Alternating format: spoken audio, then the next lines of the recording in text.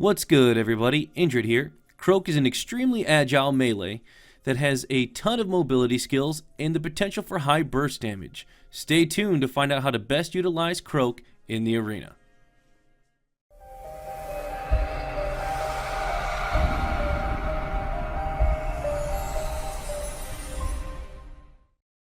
Alright, so Croak is a melee who is quite agile and has a lot of burst potential. So let's take a look at his skills and find out more on how to utilize it. First off, you're going to see in the top left here, right above his health, he's got this 4, and that's actually linked to his auto attack. So you see it kind of goes down, and then his auto attacks become quite slower. So if you let them charge up here, they'll get back to 4, and then you can go back to attacking pretty quick. And that's how his burst damage actually works out, and that's how you get a lot of it. So his first skill is Blade Flurry, and it has a unique interaction with Camouflage, which we'll get into when we do it. But that's his M1, is this quick attack. And then you want to try to let it build back up so you can do burst damage again, and then burst damage again. So you can actually get 5 kind of in the same amount of attack speed. So you can get somewhere between 30 and 24 damage in a pretty short amount of time if you can get on a character. So second is the Toxic Muck, which is an AoE grenade, kind of, I guess you could say, which he throws and does a certain amount of damage, and then does a damage over time, and then heals you over time. So it does a little bit of burst damage, like I said, very little, and then the Toxin does some damage and heals you. So you can see it says max on me and does a little bit of damage. I believe this can also affect multiple characters, and so as you have Toxin on, I believe that you'd be healing more since you hit more people. And so it's actually can be quite a good skill if you have somebody like a Taya. Like Taya will be able to pull them all in. You hit them with a Muck, you'd be able to heal up a decent amount. So the space, which is Frog Leap, it has a minimum cast distance, as you see there. Whoops, as you see there, and I don't believe it actually has a maximum. I think it has a set range for how far it casts, and so you need to learn the spacing of that. And the interesting thing about this skill is it has 2 really important interactions on your character. It has a recast ability. So I'm going to turn off, or I'm going to take the no cooldowns off so you actually be able to see this here. So you leap, you see that recast bar go up, and then you can leap again right as it's about to end. And so the other interesting thing about this is, as you see, I'm going to turn the no cooldowns back on as we come up. But so I'm going to try to keep my melees at 0, and then when I leap, it goes right back to 4. I'm able to do my 4. And then you can leap again and you'll have your 4. So the trick with this is you want to try to get into a position where you can get on somebody, use your melees, leap to a target, use your melees, leap to a target, use your melees. And so this can allow you to get 12 melees out at a pretty decent rate. The other thing that you might want to do is leap to somebody, use your melees, and then leap to the other person. Or you might want to try to bait out a counter. So you leap onto somebody, and then they're likely going to counter, thinking you're going to blow them up, and then you can jump to somebody else, and then you blow them up. So you want to try to get really unpredictable with your frog leaps and in your interactions after the frog leap. It's really important to stay sporadic, so to speak. So Q is the camouflage, and as you see, enter into a camouflage and your blades start glowing a blue color. And so when they do that, your next attack will actually stun somebody, and then you can follow up with big damage. This is a huge setup, especially in 2s, and we'll get into the EX skill of that in a little bit here. But it is a huge setup and brings out huge damage because you can do damage through stuns and stuns won't break. So that's what's important about a stun. And so the EXQ makes them glow red, and the red incapacitates, then brings you back to the normal blue, as I hope you saw that. We'll do it again here. So incapacitate goes to blue, and now you can stun somebody else and do big damage. So in 3s, you really want to try to incapacitate somebody and then go to a different target. But in 2s, a popular strategy is you will come in, you'll incapacitate, your teammate will start snipe or something like that, and then you stun, then their big damage hits, and you can do a ton of damage in a very short amount of time, and it's just a really good setup in 2s. I don't think it's as good in 3s, but it's still pretty good. So your next one is Noxious Lunge, which pierces through enemies. And the reason that that's important is because it means you can hit multiple people. And you basically just dash forward and you do a chunk of damage to people. And again, you have a minimum cast distance, so you got to get used to that. His R is Toxin blades, which puts toxin onto your blades. You see they're growing green now. And now they put toxin on somebody. And so it helps you do a little bit more damage, and it helps you heal. Now the trick, again, because you can have toxin up on multiple people, is if you can, try to get at least one attack of your toxins on somebody else. If you have two people near each other, try to get one on each, because that means you're going to heal up off of each, which is really important. And the other EX ability, which I skipped, which is actually quite good, is the sludge spit. And so you spit in a range, and it actually has pretty far range, as you see that. And it does a little bit of damage, puts toxin, and oh no, it doesn't put toxin, I'm sorry, but it does a little bit of damage, does a damage over time. I think it does do toxin. Yeah, it does do toxin. I thought it does. It just doesn't come up because it blinds. So it'll heal you a little bit, it'll do damage over time, it'll do a little bit of a burst damage, and it'll blind the target, which is really powerful. And so try to incorporate that into your skills as much as you can. And the ultimate here, which is Venom Wind, I believe is either the first or second worst ult. I said that before in my Lucy video, but the ultimate just isn't that good. So it goes into a straight line, and it ends up dealing a little bit of damage over time, and then it deals a bunch of damage at the end. And so as you see, you'll dash in. They have all these purple here. That means that's all the damage that they're going to take. And the reason I don't think it's that good is because it's easily avoidable. Almost every character has at least one way to avoid the damage, and some have two, some have three. So as I've talked about in other videos, there's things that have invulnerability frames, like your leap. When you're in the air, you have invulnerability frames here. And so if you were to get hit by Croak's ultimate, you just leap, avoid the damage, and move on. And you've got to try to time that the explosion happens while you're in the air, of course. So it just really isn't that good because so many people have ways to avoid it.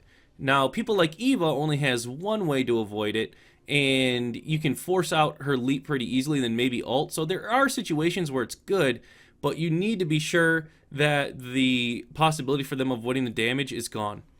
Otherwise, it's going to be really easy, or it's going to be a lot of energy wasted, rather. So, in my opinion, really work on incorporating your EXM2 and your EXQ into your game. I think you'll see your game rise a lot faster than by hitting good, quote-unquote, good ults. So let's talk about combos. We talked a little bit about the Q setup, which is really good, but that's a little bit dependent on your teammate. And actually, Croak doesn't have a ton of quote-unquote combos like some other people do. He's more just really sticky and trying to be on people. I talked about the space, trying to come in and see if you can hit that, hit a couple M1s, and then leap away to somebody else. That's really good. You want to try to spread out your damage. You want to try to use your Noxious Leap to stick to the target and do damage if possible. The thing with Croak is that people play him very predictably. And so they'll just see a target and they'll come running, they'll dash, they'll jump, they'll come on, and then the person leaps away and then you leap and they're out of your range because this leap is actually pretty short. It's a pretty short leap. That's why you get two of them. And now you can't get into the person. And so you need to try to close gaps without using your space, because your space is your big gap closer.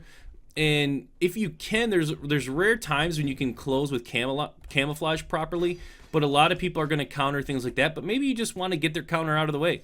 You come in, use your camouflage, they end up countering, you do nothing, and now you follow up with big damage. Another thing that you can do is when they throw their counter is drop your muck on them, because that is going to not proc their counter. So you're going to do some damage, you're going to get some healing, and then when the counter's done, you can follow up with some damage. If I'm not mistaken, I don't think the E actually procs the counter either. So you can use the muck, dash in, and then once the counter's done, do big damage. So that's a really good way to stick onto people. And other than that, you want to try to, like I said, try to work with your team to do the burst damage. You're going to be doing a lot of damage over time. You're going to do a lot of consistent damage. And then it's really your responsibility to adjust your teammate and try to set up some big combos. So make sure to keep that in mind, and again, be as unpredictable as possible. That's what's really important, because again, a lot of people will see somebody over here and they'll just, oh, I'm going to leap in, and then they get silenced, and then they're sitting there taking tons of damage because you don't have good damage mitigation, you don't have good healing. I mean, the healing's very little. and you have and so you can get bursted down pretty quick if you take a lot to the face. So those are a few of my tips, and we're going to take a look at Battlerites. And so Battlerites can actually be a little bit interesting with him. So it really depends on your gameplay. In twos, you're going to see a lot of people pick up Venom Strike because that extra damage at the end with the combo that you're setting up, and again, those combos with your teammates are a little bit easier to set up than they are in threes, and so they'll use the Venom Strike to get that little bit extra burst damage, which is quite good if you can set it up with your teammate. I think Noxious Reaction can be okay when you're trying to stick on somebody that's been a little rough to track down. But I also think that the extra spit is pretty decent too. It allows you to do a little bit more damage. It allows you to have a little bit more healing, and it basically just makes you a little bit more well-rounded. So I often find myself picking this one, but I think the Camouflage one is actually quite good too if you're able to coordinate with your team. And then we have the Camouflage movement speed increased. I actually think this one is very good because there's those few times where they're just out of range and you need to get in there. And actually, it happens pretty frequently to me. And so I would encourage you to consider getting this one. The next one is the Twin Strikes. I don't love this one because I'm not good at hitting Frog Leap. If you're good at hitting Frog Leap, you're going to see your damage really increase from this. Otherwise, I would say stick to Camouflage or stick to Mending Toxin, which increases the amount of healing you receive. And especially if you end up getting Spit, Spit, Spit, you're going to get a lot more healing, which increases just in general your survivability and your ability to poke, and etc.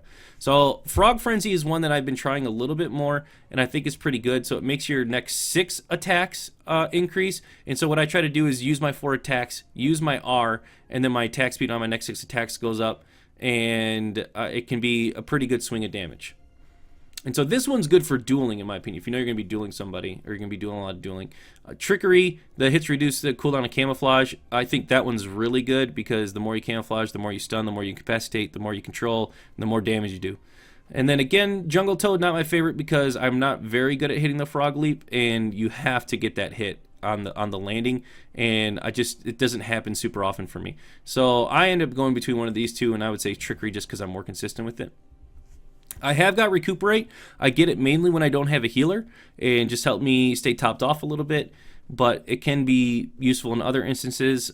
Slayer is really good because, again, you're trying to burst down a little bit with your M1s. If you can get a stun on somebody low, you're almost guaranteed a kill, and so I think this one's quite strong. And then Crippling Poison is the Toxin now reduces their movement speed, which can be good if you don't have a lot of CC or a lot of peel, but I think more often than not, you're going to end up getting Slayer. And so, again, here, I think either one of these are basically meh because you're hopefully not using your ultimate. I think you should be using your EX skills to do more damage on the front end. But if I were to get something, I typically get the Leeching Venom, which heals me. And again, it just keeps me topped off. I don't really care about having a little bit of extra movement speed after ulting. I'm not ulting to like get out of situations. So I'd rather have the heal from the explosion. So I'm going to post a link again to gameplay because we've seen some really amazing Croaks here in the last little bit, specifically a Croak and Pearl setup that I'm going to show you. Make sure that you check out that video because it's really going to show you how to play Croak in the 2v2 situation. I don't really have any good 3v3